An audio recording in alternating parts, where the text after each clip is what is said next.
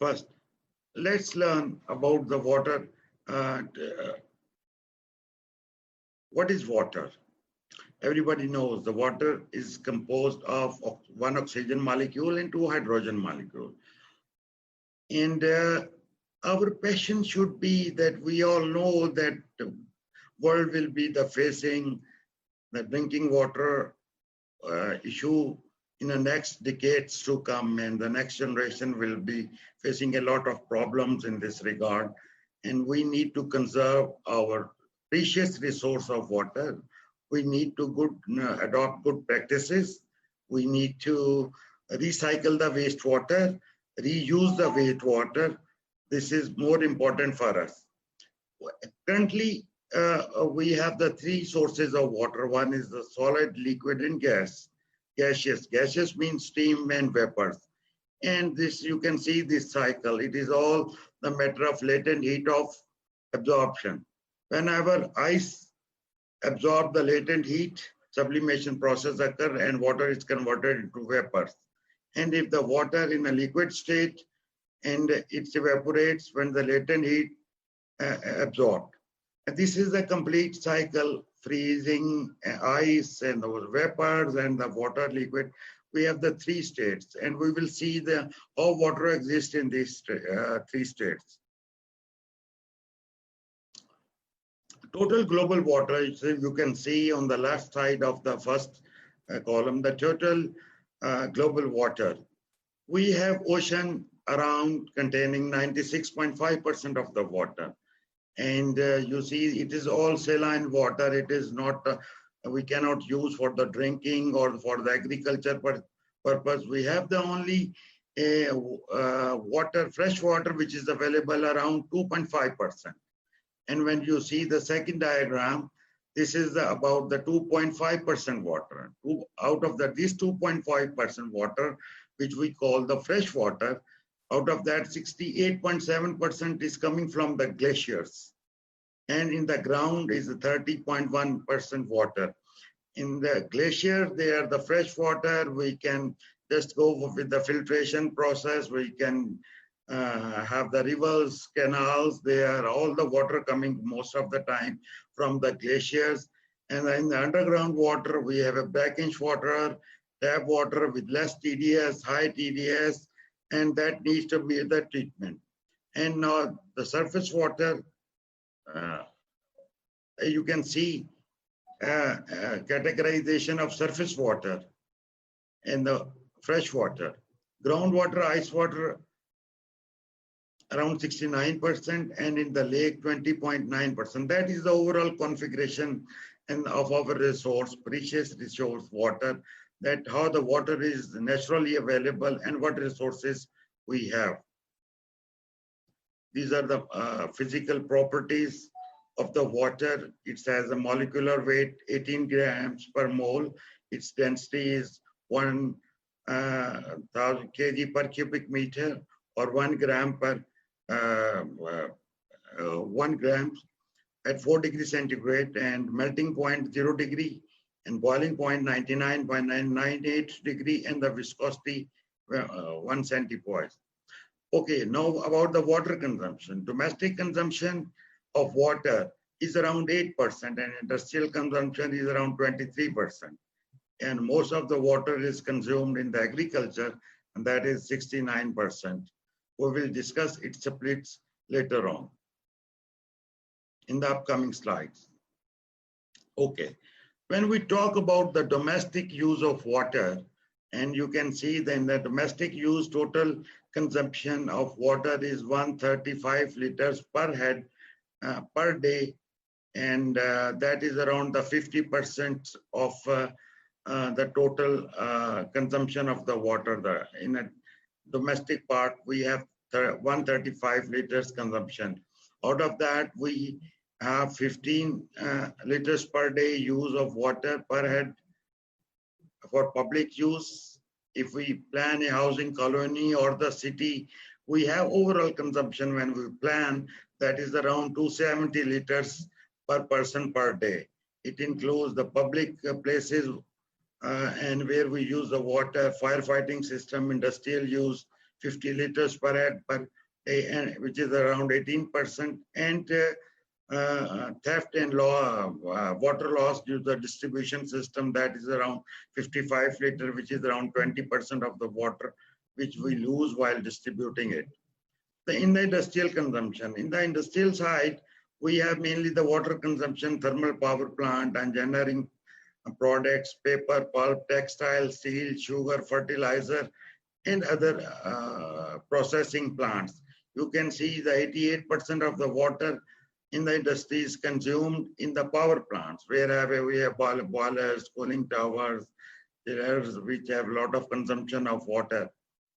Now we come to the characterization of the water. How we characterize the water, that is very important to understand whenever we are designing a system or we are operating a system. We must know that in water treatment, how we categorize the water in our utilities areas, and how the water treatment companies, when they design a system, how they categorize this water with regard to the TDS. Tap water, is called any water having less than 1000 milligrams per liter concentration of total dissolved solids. Brackish water, its range TDS is 1000 to 10,000. High brackish water 10,000 to 15,000. Saline or salt water, that is greater than 15,000. Seawater TDS, it's normally it is above 35,000, and the brine solution is that at some places close to the coastal areas, we have water reservoirs from where the water evaporates, and the further TDS increases in the solution, that we call the brine, and which have more than 35,000 TDS. This is the freshwater composition with regard to TDS. You can see that in a freshwater, we have just, wait a minute, please. I need assistance of my IT person. Can you move this side on left side? No, but I cannot read. No, yes, freshwater TDS.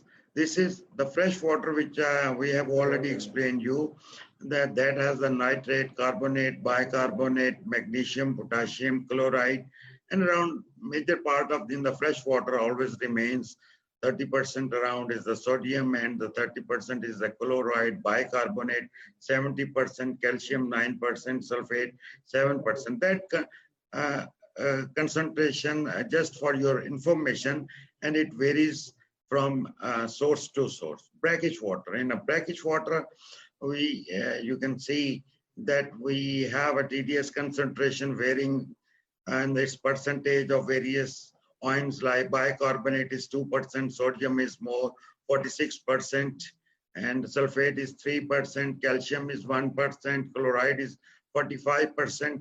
That's the composition of the brackish water, just for your better understanding that what is the difference. In the seawater, when we go, we see, because we cannot use it for the agriculture purpose or direct for the human consumption or the domestic consumption or for the industrial consumption.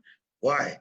The reason behind that is it has a high chloride content. You can see this blue part, 55% chloride, 30% around sodium, and it's rich with the minerals. And you can, whenever the mineral which we cannot use, that is called the contaminant.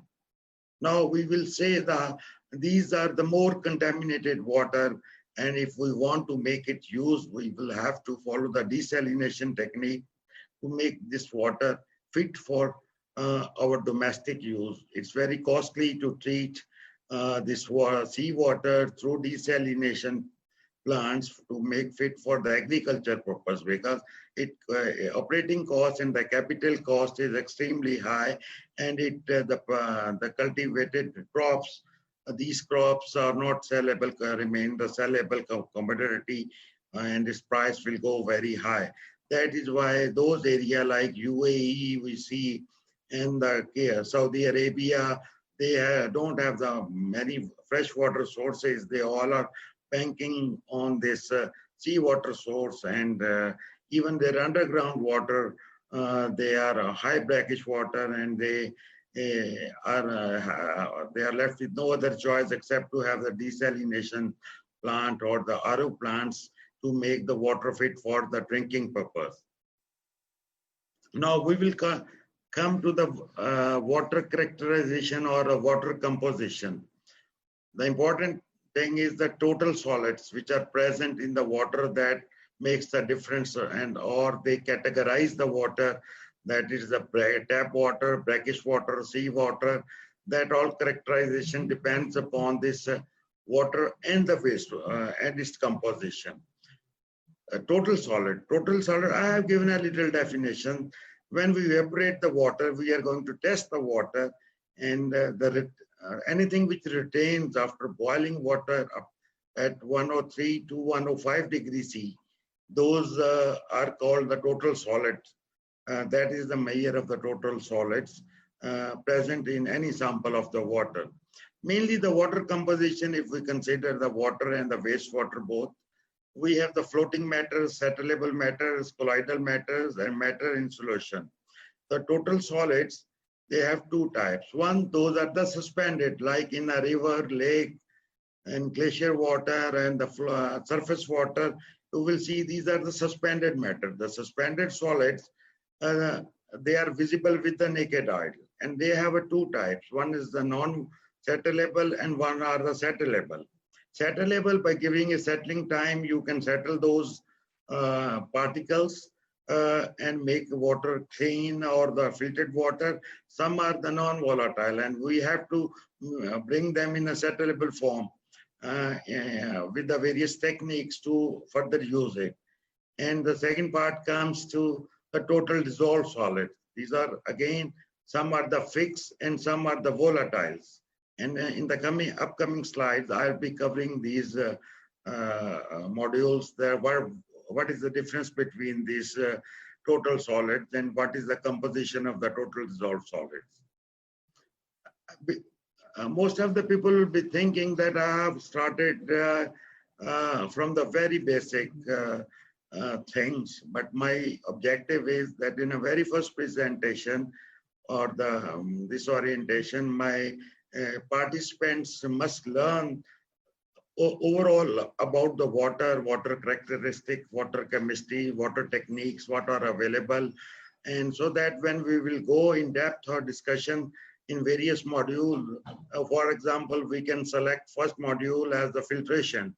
In filtration, we will discuss the design, operation, and maintenance of sand filters, multimedia filters, gravity filters, pressurized filters, and then we can go for the multimedia filters, activated carbon filters, and or we can remove the specific ions like nitrate, fluoride, arsenic from the water. Then we will cover these things will be in your back of the mind. It will help me in making you understand what I'm talking about and what we are discussing. TDS comprises of inorganic salt like calcium, magnesium, potassium, sodium. It is basically the combination of cations and the anions present in the various form. Maybe we have a calcium in the form of calcium sulfate or calcium chloride. We can have the magnesium molecule in water as a magnesium chloride, magnesium sulfate. Similarly, potassium as a potassium chloride. Sodium as a sodium chloride, sodium sulfate. In the bicarbonate alkalinity, like we can have sodium carbonate, sodium bicarbonate, calcium bicarbonate, calcium carbonate, but ions are present, and we are not concerned about the molecules. We measure the concentration of the calcium, magnesium, potassium, cations, and the anions both. This is the overall. You can see these are the normally the constituents of minerals which are present in the water. In the cation side, we have ammonia, uh, nitrogen, potassium, sodium, magnesium, calcium, strontium, barium. In the anion, we have carbonate, bicarbonate, and nitrate, nitrite, chloride, fluoride, sulfate, silica. And on the biological side, on the surface water, and when water is exposed to the environment, we have the total coliforms, fecal coliform, and E. coli. These are the microbiological contaminations which cause problems to our digestive system. And here I would like to share that 2 decades ago, World Bank had a study in Pakistan, and they were assessing the hospital bed capacities in Pakistan, that how they can facilitate Pakistani nation by providing the more hospitals or the hospital bed or the loan, or they can give the donation. They observed that more than 60% of the bed occupancy was due to the waterborne diseases. And that gave the concept to our government and the World Bank and the donors that to effectively utilize the beds in the hospital, let's go for the clean drinking water supplies to our community, so that they can avoid this disease, waterborne diseases. And why this project was initiated as a clean drinking water for all. And later on, after coming the 18th amendment, this project was given to the to the various province, and every province was responsible. Then we saw the Saaf Pani project, and this is still ongoing a project. And our safe drinking water for all project is still a lot of question marks. And inshallah, we are quite confident that the day will come when our community, our nation, and our states will have a safe drinking water. Now the pH. This is the pH range, and just to make you participative and you engage in my presentation to avoid any boring effect, I have just picked some pictures so that you can understand that what is the pH level. As you know, the total pH range is 0 to 14, and 7 is the neutral. And here you see the green water. This is the 7 water pH is the neutral water. And if you see then the batteries which we use in the car have a 0 pH. In our stomach, we have around 1 pH. Lemon has a 2 pH, and vinegar has around 3 pH, and tomato around 4, milk around 6, blood has the 8 pH on alkaline side, and baking soda and blah blah, and our stomach tablets which we take, and that has around 10 pH. Soap has around 12 pH, and bleaching powder which we use for our domestic purpose in the toilets and other uses, and the drain cleaner, they are highly acidic, alkaline, sorry. And you can see they have the 13, 14 pH. And our water must have a pH for the drinking around 6.5 to 7.5. That is normally considered as in a mineral water or the clean drinking water. It is fit for the drinking when the pH we talk about in terms of pH. Another impact, how we measure the, normally the measuring the TDS, we have a shortcut method, that is the conductivity.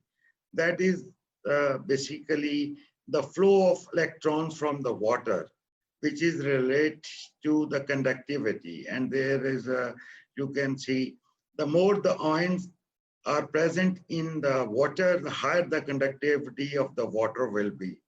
And this is the direct measure. When we want to see the water is tap water, brackish water, high TDS water, sea water, we directly dip the conductivity probe in the sample, and we can check that the water TDS. And this has some relationship. Electrical conductivity has a relationship with TDS.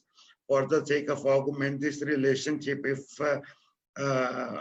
suppose we talk about the dim water and the ultra pure water, if has a conductivity less than 1, it means its TDS factor will be 0.5, mean it will be having a 0.5 TDS or less TDS.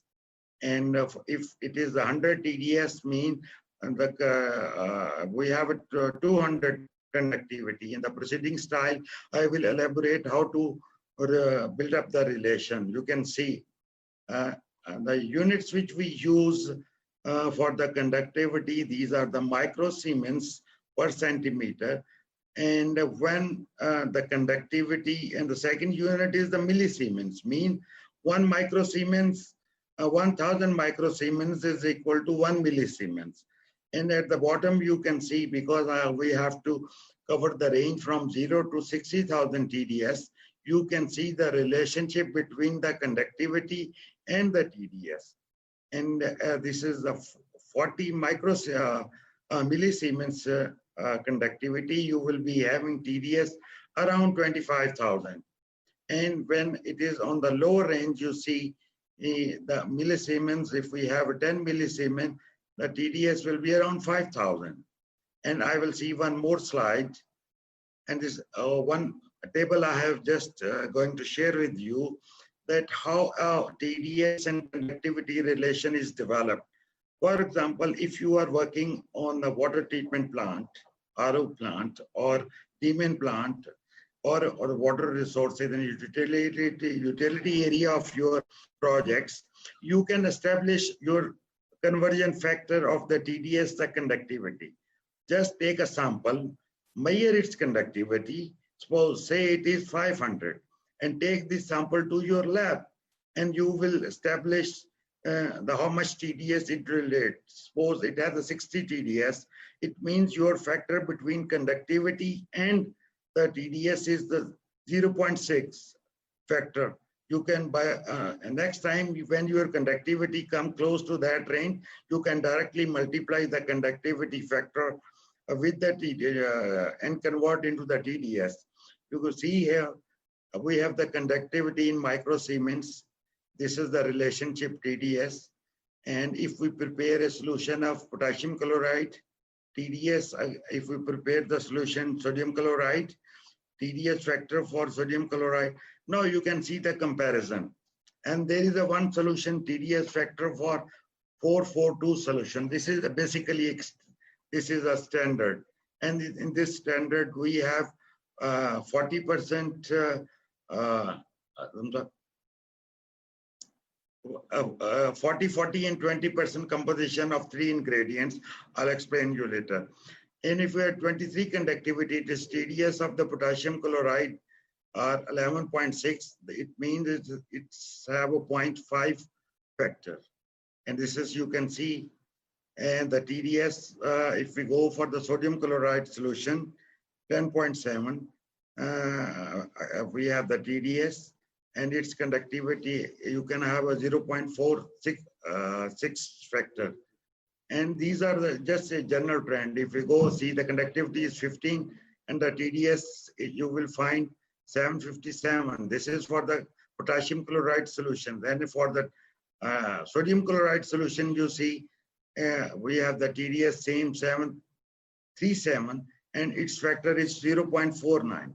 Basically, it is the flow of ions, which is reflecting the conductivities. As already explained, I have explained that the conductance, as the increases the concentration of the ions, we will have more conductivity. You see, the factors are almost here.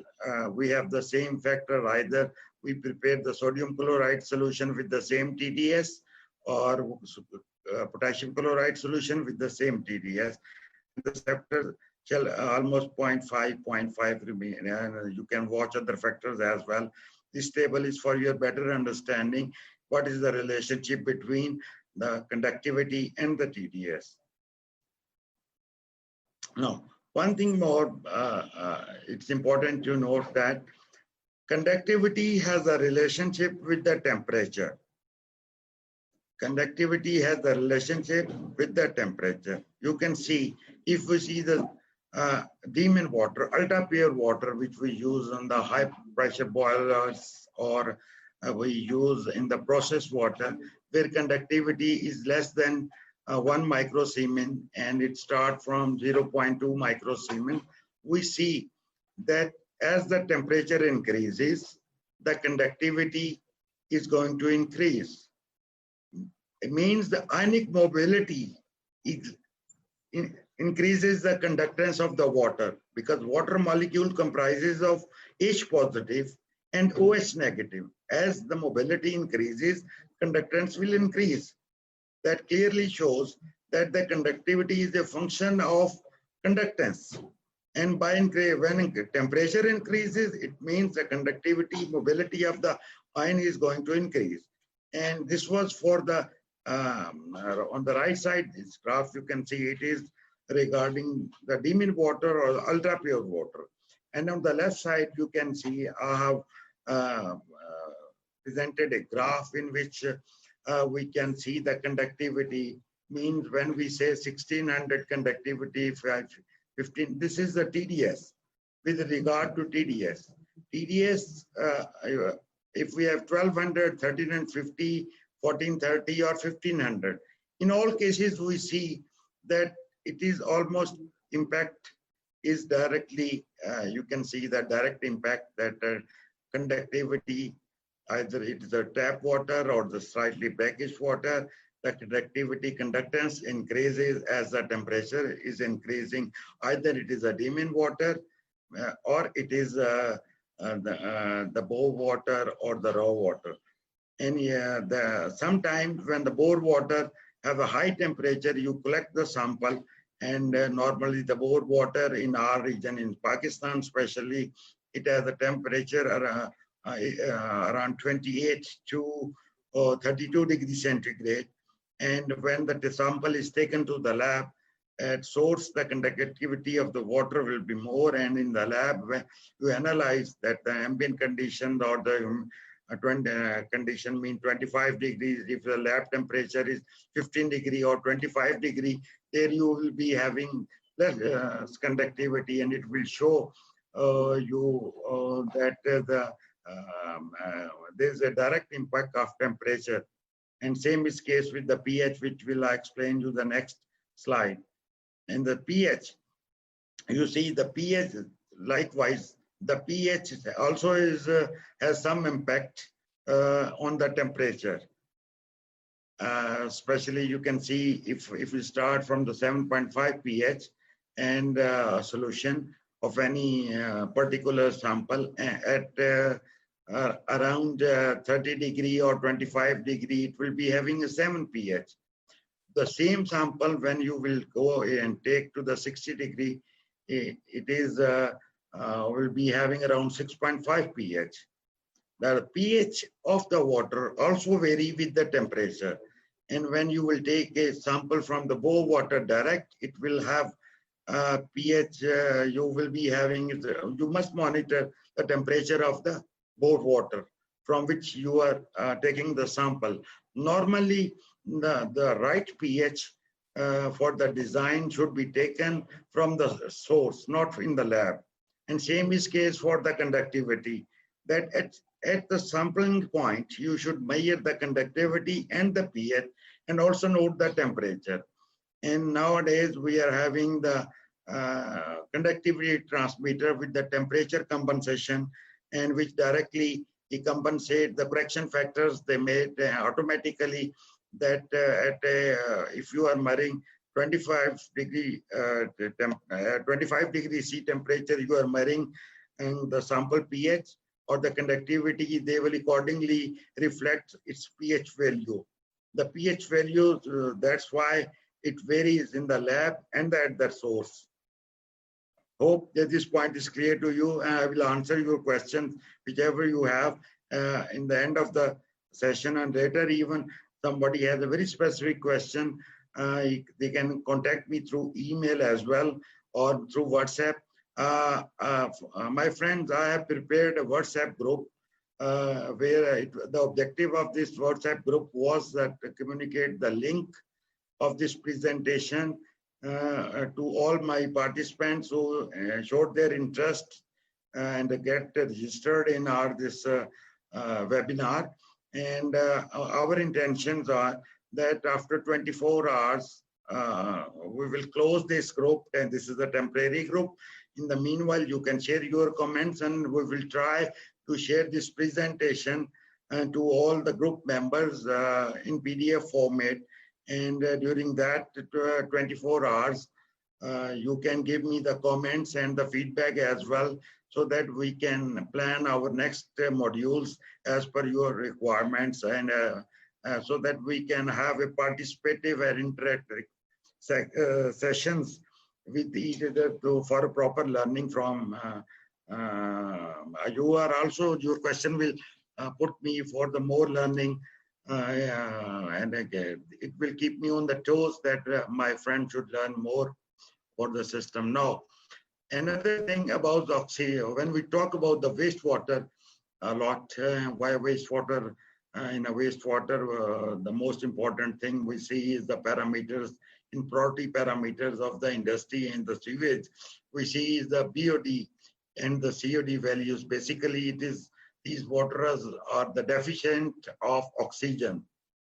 In the all fresh water, you see the fresh water, we have around 6 to 8 milligrams of water, 6 to 8 milligram of oxygen content or the concentration in the water. And you can see from this chart that as the temperature increases and the oxygen decreases, and the bottom line, which is this area, which is a bigger area, this is reflecting the fresh water behavior with the temperature. And you see the seawater is the darker one, this area. And if you see on the right side, that if the marine life, why we treat our wastewater to protect our water resources and rivers, canals, and the marine life. You see that what is the behavior of the marine life from oxygen 1 up to 14. You see, this is the marine life, and you can see the shades. This is if there's the low oxygen, they are not much active, and at the high oxygen concentrations, which we are around 6 to 8, they are quite comfortable, and they have they get the healthy marine life, get the healthy environments to grow. That's more important for them, and that's why we go for the wastewater treatment to save and our